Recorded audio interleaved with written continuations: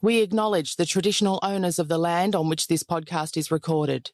We pay our respects to their elders, past and present, and to Aboriginal elders emerging.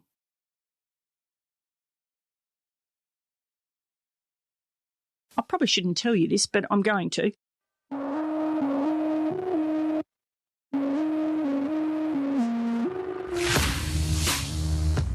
Because that was perfect. That's me. I love it. It's a great challenge for you to look down every nook and cranny. I could be here forever. Just to put things in perspective,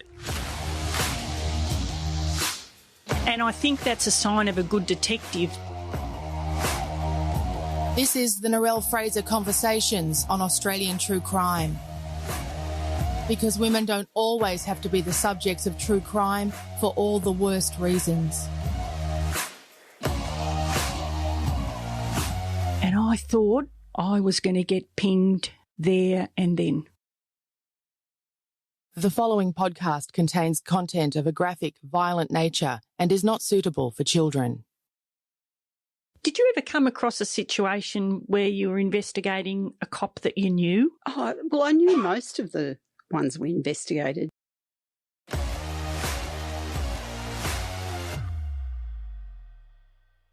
My guest today had a decorated career as a detective with Victoria Police. She attained the rank of Assistant Commissioner, no less, when the Me Too movement hadn't even been heard of.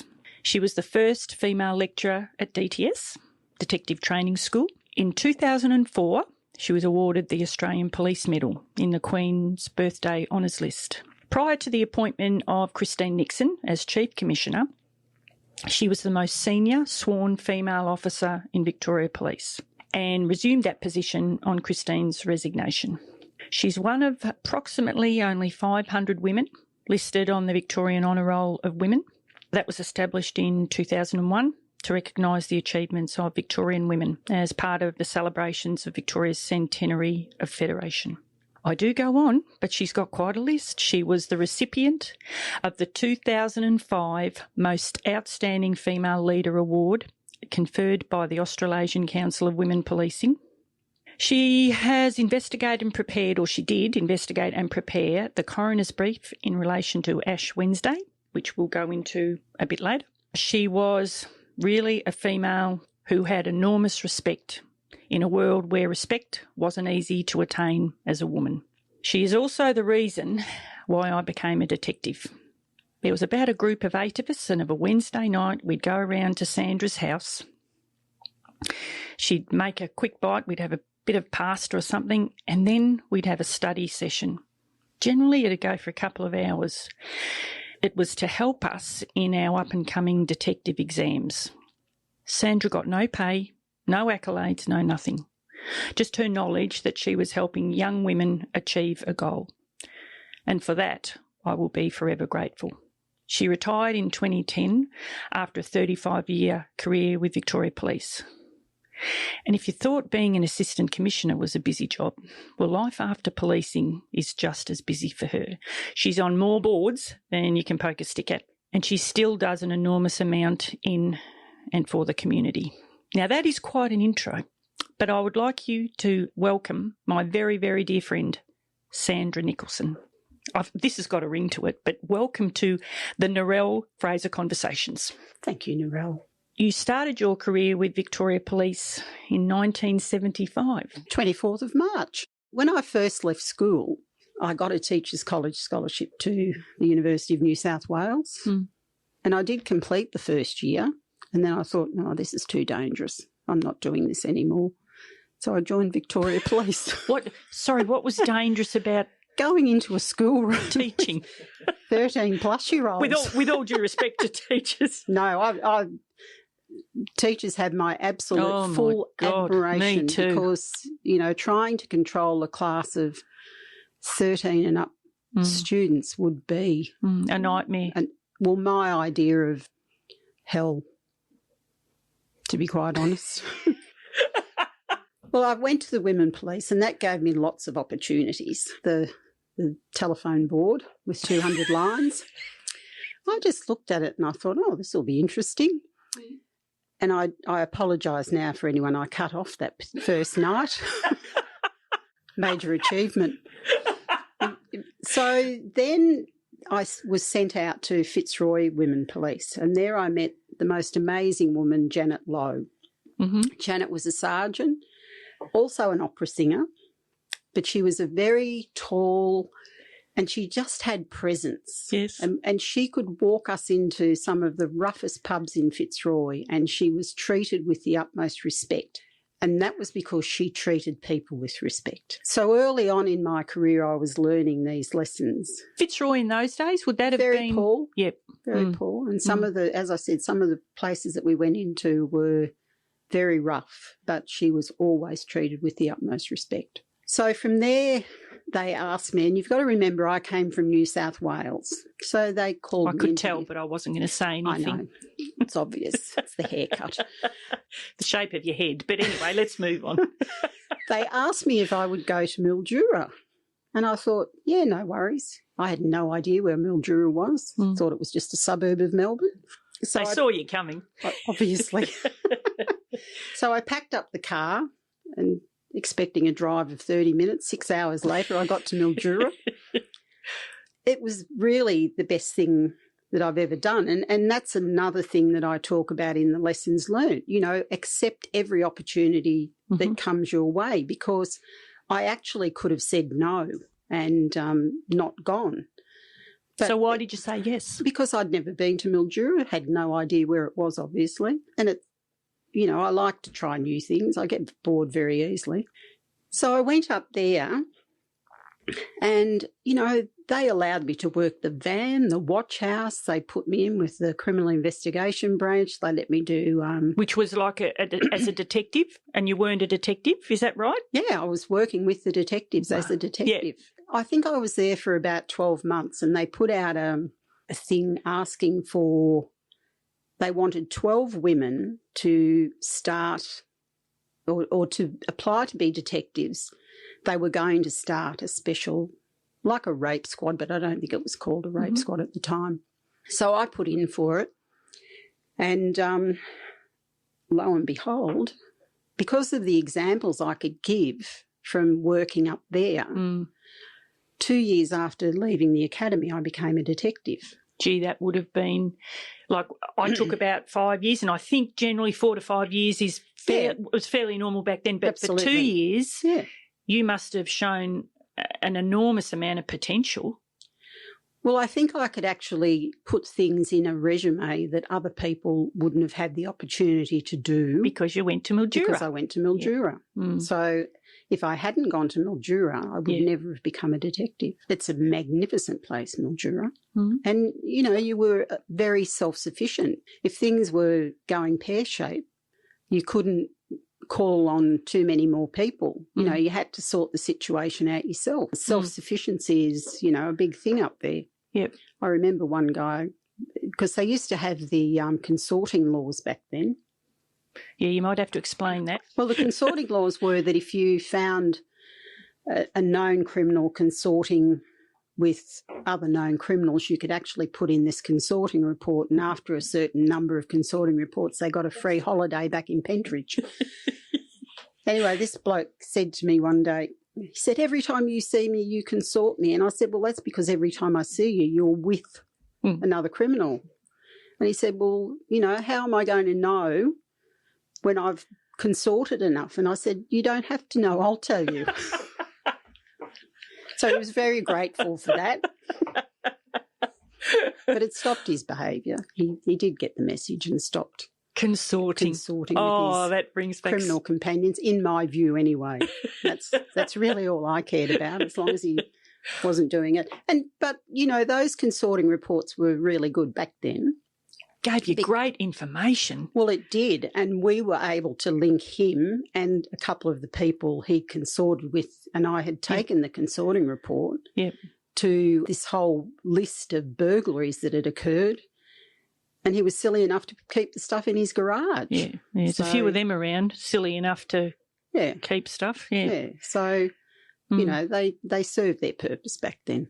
But, you know, as I said, if I hadn't gone to Mildura and had that exposure and that experience, I would never have been a detective after 2 years. And they didn't, eventually they didn't put us all in a squad together. I ended up back at Russell Street CIB, which was called the bullring because it was nearly all men. But that's what they called it back then. You know, that's not my name for it. Yeah. They called it the bullring. They called it the bullring for many years. How many women were in the bullring? Oh, probably about 3 of us, I think. 2, how many men, just roughly? Oh, Russell's 50, 60, probably more. I think I did detective training school from Russell Street. Out of detective training school, I was sent out to Doncaster. I got to Reservoir and worked with Mr. Kim West. Oh, Westy. God, that brings back memories. Yeah. He was a legend, and he really was a legend. Yep. Yeah. Westy was feared, wasn't he, by the crooks? Like, he was a fantastic crook catcher. I don't think he went home. I think he used to just prowl the streets 24 hours a day. Westy. There was a funny story about Westy, though. We'd been working for something like 36 hours, which you could do then, you can't do now. And what he would do is sit in on the interview, and it was all typed. Yes. Remember the old records of interview that we used to type? Yes. Now what we do is we record it. You press a recorder, you know, and that's it. But when we first started, Sandra, it was you had to learn to type at the academy because everything was you'd ask the question, type it out. Type the question, ask the question, and then type the answer. And they used to take forever. They did. And at the you end had carbonated paper, so and at the end of it you had to get wonder why I got PTSD. You get the alleged offender to read it back. That Westy would be sitting there during the read back and you'd hear in the background quite often. So after this 36-hour shift, I just said, I've got to go home. I don't even know my own name, so I can't really ask anyone theirs. And he said, what are you talking about? We've got more raids to do. And I thought, you've just slept. Yeah. I haven't slept yet. It was a lot of fun to work with. Would that be – there's obviously a lot of stations that you've worked at and you've worked your way up to becoming a detective sergeant in charge of a station. Was that Carlton? Detective senior sergeant in charge of a station, yes. What would be your favourite police position? Would that have been a connie or a sergeant or a detective? What did you like most about – which rank did you enjoy the most, I suppose? It's hard to say because I really enjoyed all of them, but probably that area of Preston Reservoir in the early days was really good because that's where a lot of ne'er-do-wells lived and, you know, it was fun. It was a lot of fun because, you know, people... What's fun? Tell the listeners out there, what's fun? What's fun is listening to their stories. You know, I had a fellow come in one day that we were charging with possession of marijuana and he then went in to tell me he was a bedwetter. And I was just sitting there thinking, I'm not sure where to go with this one. No. It was really the stories they told you. Yeah. It was almost like, I needed a stole on and give them, hear their confession. So, but quite often their stories were more often than not, their stories were really interesting. Yeah, I was just going to say I find the psyche behind why they are where they are, that is interesting, isn't it?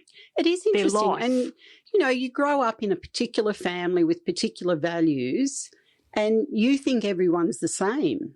But, you know, you listen to someone who has a completely different life and therefore a completely different moral compass. And you can understand where they're coming from, but it's not where you've come from. So I just found their stories fascinating. And really from the day I joined VicPol, I couldn't believe I was being paid to do what I liked doing, and that was listening to other people's stories. And as you say, the stories are just, like I often say in my presentations, it was a lot of fun. And there was a lot of jobs that you had where you would just shake your head and think, you know, nobody would ever believe what I just saw or what I just had to do or, It is. It's another world out there, a fascinating world. And, and often a very sad world too, isn't it? Oh, it's a very sad world. Yep. And, you had to learn pretty quickly in your career that people didn't live the way you did. They lived a perfectly good life in their world, but it wasn't the way you lived. At one point, if you were married, you couldn't be a policewoman. That had gone. Okay. Because Rosie Charter came in 1973, and she was the first female who was allowed in with a child. So it must have finished in the early 70s. Did you have one of those awful black handbags? Yes, I did, and my auntie Isle loved them. She kept asking me to put in for more. I can remember when 1987 is when I went through the academy. And, we got our shoes and, all that stuff. But we also got a black handbag, and it was the worst handbag known to man and the most daggy. But I can't remember. I don't think we actually put our firearms in there. We might have. I can't. But was there a time when because women didn't have a firearm, you didn't wear a firearm? Is that correct? Well, not in uniform until later on. But when I first came out and went to Russell Street Policewomen, no, we didn't have firearms. But the men did, didn't they? They did, but it wasn't compulsory back then to wear it. Really? No. What was your uniform like back in 1975? Were you able to wear pants, or did you always have to... No. That was not an option. That came in much later. I think I was a sergeant by the time we were allowed to wear pants. I think I might have been the first one in the line to get them, though, because it was ridiculous. You had women and men doing the same job, and, women would be running down the street, but they'd be running in a skirt. I can remember chasing an offender over a fence, and I was in a skirt, and my skirt got caught in the fence, and it was humiliating. Absolutely humiliating, because my skirt ripped and the crook got away. And in those days, I'm sure, I can't remember when it was when it changed from a skirt to a pair of pants, but they were just so much more practical. Scratchy as, because they were that thick gabardine. I know, but it wasn't so much the skirts, it was the pantyhose you had to wear with them. Oh, yes. They got laddered very easily jumping over fences. I can remember we used to have... There was a colour that we used to have. I can't remember. It was a bluey sort of a colour. Yeah, dark blue. Dark blue. But then somehow it got changed to American tans, because the dark blue, it was something, that the boys, I don't know, it was attractive to men or something, wearing dark pantyhose. Yeah. So that's why they changed them to American tans. Yes, never forget that. Anyway, tell us a little bit about some of the hurdles you faced in those first years. Did you face any hurdles? Not that I can recall. I mean, thinking back over my entire career, any hurdles that I faced, I can give you an example. I was a senior sergeant at Russell Street CI, Criminal Investigation Branch, and I had a detective sergeant there and a detective senior constable, both male, both excellent workers. And both of them put in for positions at a particular CIB division. Yes. And both of them were phoned and told to withdraw their applications, because even if they got there, no one would work with them. Why? Well, there was probably things going on there that these two honest policemen might have not enjoyed. Okay. So I saw that sort of stuff. I mean, I have no doubt that maybe behind closed doors or things like that, there may have been discrimination against me as a female, but it was never overt and it was never presented to me to my face, and possibly because, I was a fighter. If you're going to discriminate against me, give it your best shot. I always remember from the first I ever knew about you, and I don't quite know how people get that respect, but you have always had enormous respect from what we call the troops. Possibly because I liked them. But you were fair? I was fair. I spent time with them. I listened to them. I listened to both sides of an argument before I made a decision about something. I congratulated them on work well done. Things like that, which is obviously what they appreciated. And I was a worker. Yeah, and that's one thing I do remember is that you would work with the troops. Like, it wasn't like you would give them directions and not do it yourself. It was like, if you're going to do it, I will too. Like, you didn't put yourself on a pedestal, which is, I think a lot of people do. And I couldn't let them have all the fun.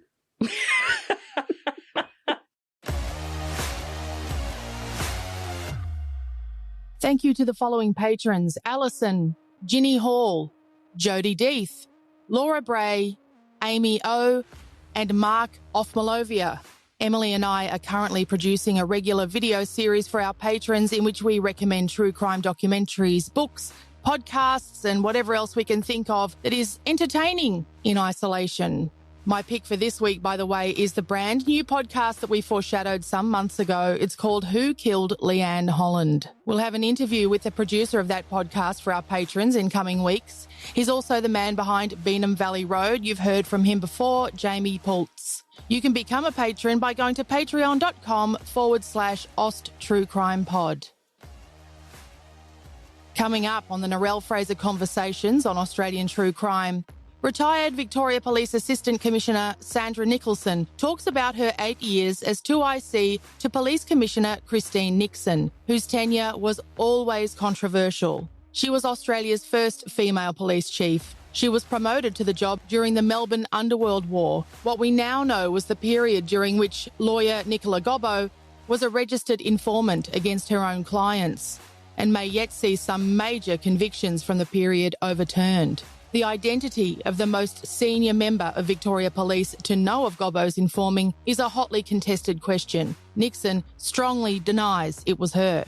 Most controversial was Nixon's conduct during the Black Saturday bushfires on February 7, 2009, just 6 weeks shy of her planned retirement date. It emerged some months later during a royal commission that she'd attended a hairdressing appointment, a lunch meeting with a biographer, and dinner with friends, rather than remain at the command centre during the devastating event that saw 173 fatalities.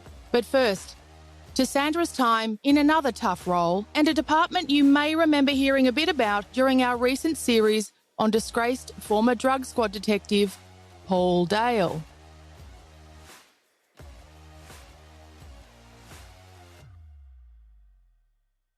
I want to go to when you were with ID, the Department of Many Changing Names. I think it was originally B11, and that was the number on the door. Right.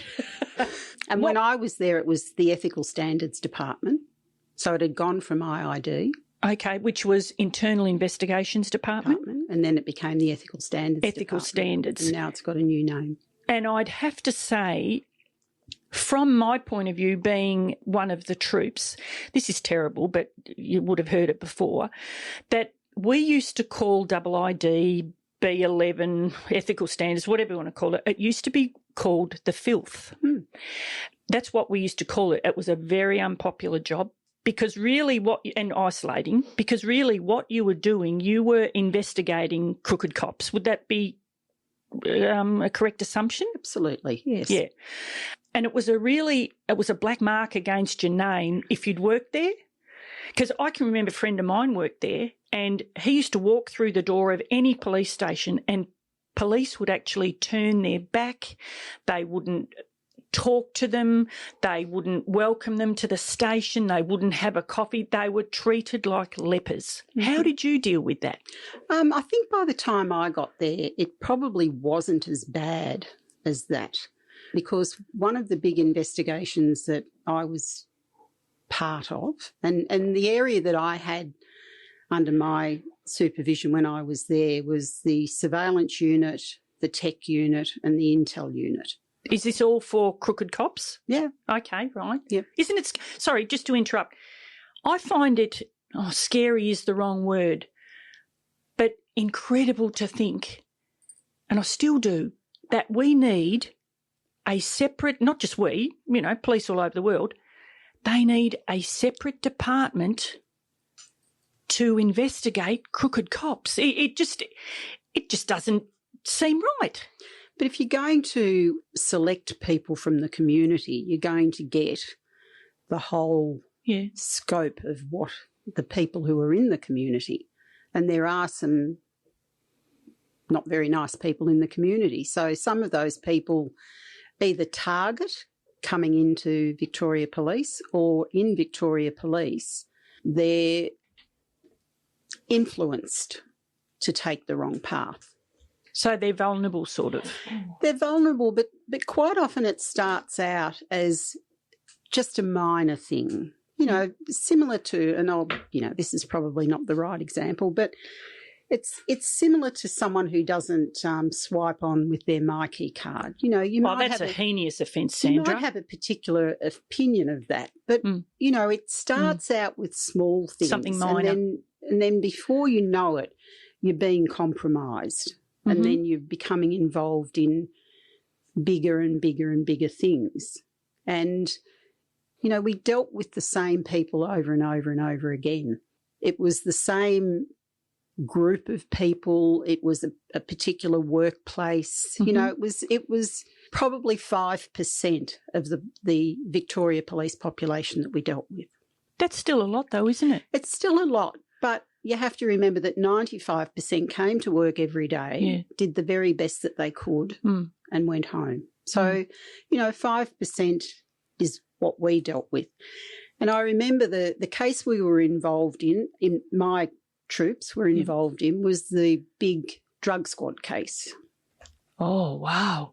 And I can remember someone coming into us and saying, your surveillance crew won't do any good with these people because they've all been in surveillance themselves.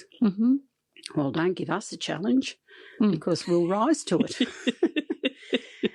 So, you know, I had a discussion with the surveillance crew, and they knew what we were facing, that we were actually having to work with people or work on people who knew all about surveillance.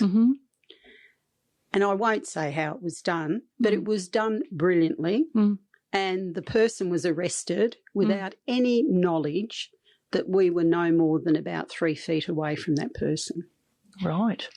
You know, the drug squad was a very big squad at the time. This was a very small group of people who were committing the corrupt the corrupt police detectives within that unit. It was a very small number of people. And yet every time a drug squad detective stood up in court and took the oath, they were questioned about their credibility, about their honesty, you know, and everything else. But Sandra, you'd have to say, for some reason, the drug squad name keeps coming up time and time again, even, you know, in the last couple of years. What is it? Why it appears to be, you know, from a community point of view, I would say that a lot of the community would say, what is it about the drug squad? Why is there so much corruption in the drug squad? Well, I'm not sure that it's there now, because what the system that they've got there now is that they move people, like you apply now to go to the crime department, and the crime department... Which is detectives. Yep.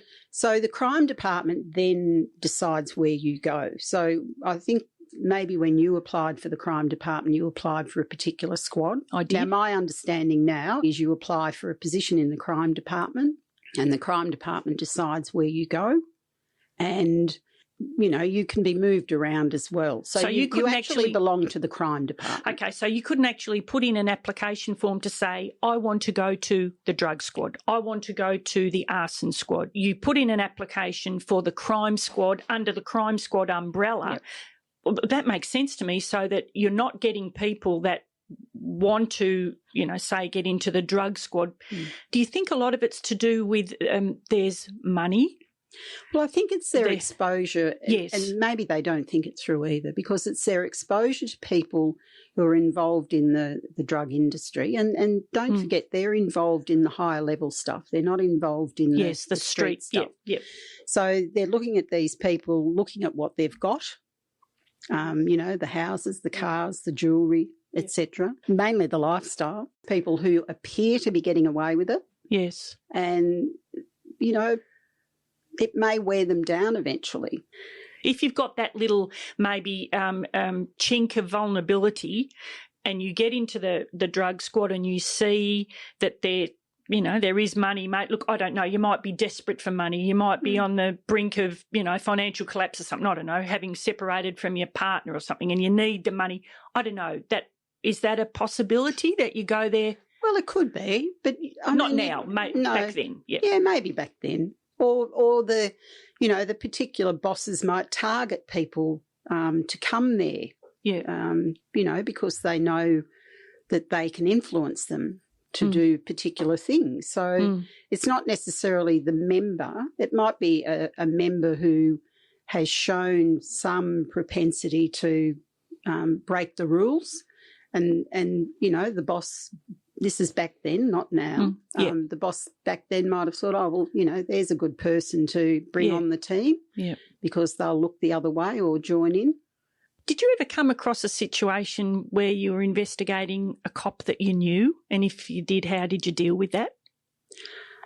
Oh, well, I knew most of the ones we investigated, just if not extremely well, I certainly knew them. But it's interesting because it's interesting that the names kept coming up because there's a lecture I give about the lessons I've learned. One of the lessons I learned is that people don't want to have the hard conversations because I was also a hearing officer.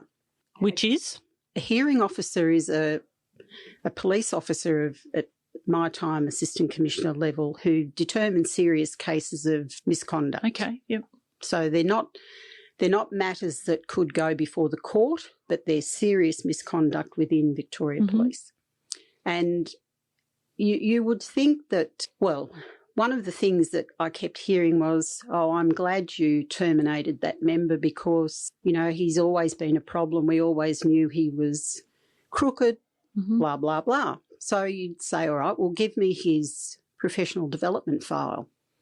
And you'd go there fully expecting that someone would have something in there about some behaviour that had been noticed, had been commented on, and some action put in place. I don't think I ever saw one in the whole time that I was a hearing officer because people find it very difficult to have hard conversations. Do you? No.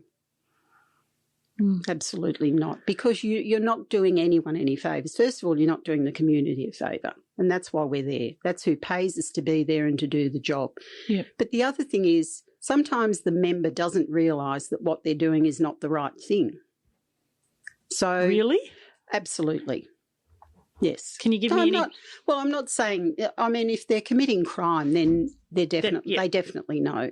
But sometimes just a comment. They might make a comment, and it's a comment that they've made 50 times before, and no one's pulled them up on it. It's an inappropriate comment, but no one's been brave enough to step forward and say that's an inappropriate comment to make in this workplace. So, the saying goes that the behaviour you walk past is the behaviour you condone. And that's what that person believes, that behaviour exhibited in front of all of those people where no one said anything. It must be okay. It must be okay. So, I know it's difficult for people to have the hard conversations, but if you don't want to have the hard conversations, you don't take the rank and the money that pays you to have those hard conversations, because that's a responsibility you have not only to Victoria Police, to the community, but you have that responsibility to the members, particularly the members who are exhibiting the behaviour. See, what I find, I always found it frustrating, and I don't know if it's any different now, but whenever there was a member with a behavioural issue or it was generally a behavioural issue, what would happen is they would just be moved, which is exactly what you're saying. So what would happen is nobody would have that hard conversation. No. The easiest thing to do was to move that person to another station. So what happened then is they had this whole new lot of junior members often to continue their behaviour, influence. Yeah. And the police department, my own belief is that I don't think they do enough in leadership and how to have those hard conversations. It is easier to move them to someone else and give the problem to someone else. Would you agree with that?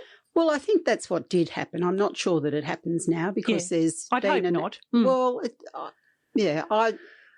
I know quite a few people who are still in Victoria Police, and it may still happen in pockets, but they've gone to so much trouble and so much expense to try and stop that. But I think the worst of that was that if there were two people involved in a situation, it was quite often the victim who had to move, not the person who was committing or exhibiting the behaviour. So that was even worse still. But it is about that. It is about actually making people responsible for their own actions and accountable for their own actions, and then having those hard conversations. And it is difficult. And I don't know, I guess you can promote people on the fact that they have exhibited having those hard conversations, because all of those people do assessments on their staff. So you could have a look at those assessments. I suppose that would be one way of doing it. Have a look at the assessments and just see whether or not they have called someone to account for their behaviour. And I suppose by looking at that and the fact that they had called somebody to account for their behaviour, that would be certainly a tick against their name, wouldn't it? As in, yes, this person does have the hard conversations. Has the hard conversations and actually puts something in place to change that behaviour. Did you ever consider, or were you considered for the position of Chief Commissioner? Hell no. Just tell me how you really feel. Don't hold back. No, I love being out amongst the people, but I never, ever want to be the centre of attention. Never have wanted to be, still don't want to be. I really didn't see any other Chief Commissioners until I met Christine Nixon and became an Assistant Commissioner under Christine Nixon. Oh, so you were under her. Okay. I was under her. Right. For the 8 years she was there. Christine was really the first one where I saw what a Chief Commissioner did. And I know that, it didn't matter what she did, she made headlines, good or bad, usually bad. And I saw the work that she did, and it was every night and every weekend. Fortunately, she's very well supported by her husband. And when I looked and saw what she did, I thought, absolutely never. I have no interest in being that centre of attention for a start, but I also don't want almost every minute of my life taken up with this job, because I had interests outside Victoria Police. You've always had a lot of interests outside, haven't you? Which is probably one of your saving graces. Oh, absolutely. Is that you have so many interests. But just getting back to Christine for a minute, she couldn't do a thing right, it appeared. She was criticised almost from the minute she got the job, from my point of view. But I've got to be honest, I found Christine made one decision that I felt changed policing, which I've never agreed with. Christine made a decision that all alcohol had to be taken off the police premises and you weren't allowed to drink. And I must admit, there were very good reasons why she did that, because I know there was a lot of police accidents. Well, there was a couple of police accidents. They'd go home suddenly pissed from, having too much at the, at the office. At the office. But what that did stop, in my view, was us being able, as in the troops, being able to debrief in a room where we didn't have to worry about anyone overhearing us. And I suppose it sounds like I'm using alcohol, like it's all about alcohol, but it was probably more just being able to have and everyone's going to, you're always going to have people that take it to the nth degree, but I loved to be able to debrief in the office with a couple of drinks. Yeah, but you can't, you can't, on the one hand, criticise the community when they drink and drive, and then have it present in your own police station where members have access to it and then go and drive. I mean, I completely understood it. And the impetus for that decision wasn't what people had at the station. It was what was up in the cupboard on the 10th floor, because they all used to come and drink on a Friday night. And the 10th floor, hang on. That's where the Chief Commissioner was and all the commissioners. Well, that's why I don't know where the 10th floor was, because I was on the 8th. The 10th floor, you knew you were in trouble when anybody called you up to the 10th floor. Absolutely. Yes. Yeah, so when she came to VicPol and saw, you know, how well stocked this alcohol cupboard was on her floor and in her office, I think she was a little bit taken aback by it. Now, she didn't do it straight away. I think she just sat back and observed and realised that this was inappropriate when we're giving one message to the community and allowing police members to do what they had been doing for some time. Because it was a very well-stocked fridge, and on the 8th, I mean, on any floor, you know, that's Friday night, that's what we did. Yep. But it was everywhere. And I hear what you're saying. Yeah, it was everywhere, Narelle. And senior sergeants in certain areas would call people in off the road, you know, because drinking time had started, and that was very inappropriate. And I do also remember bosses would get the junior members to, you know, drive them home half pissed and all that. I mean, it wasn't a good look. No, it wasn't a good look. No. But once again, it was making people responsible for their own behaviour and accountable for their own behaviour.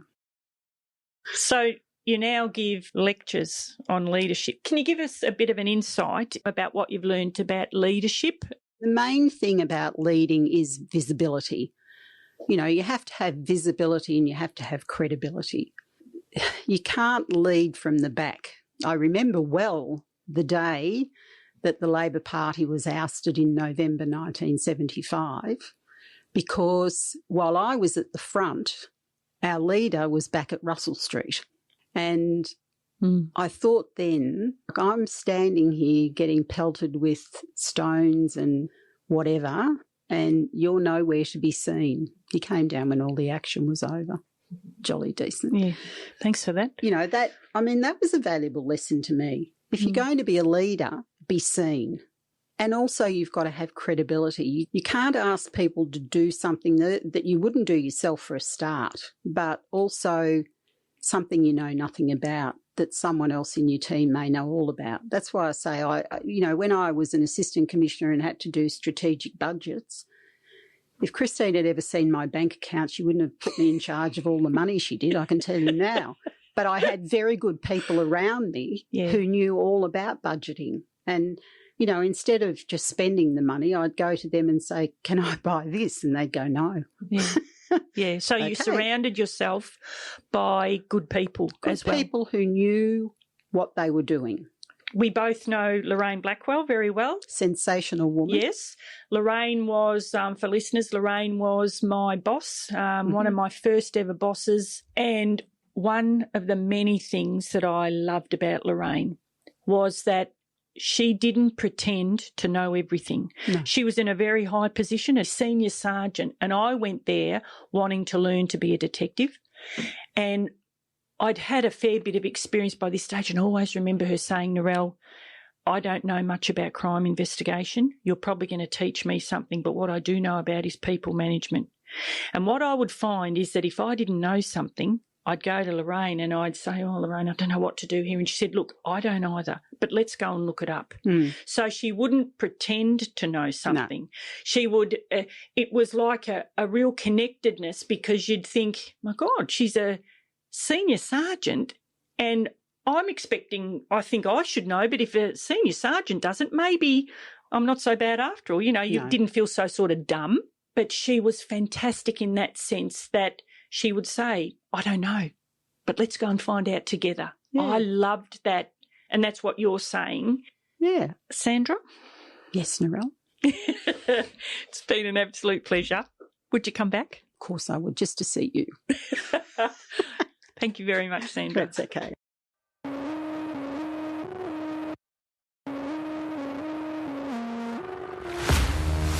Thank you for downloading this episode of the Narelle Fraser Conversations on Australian True Crime, made in association with the Acast Creator Network. We'll be back next week.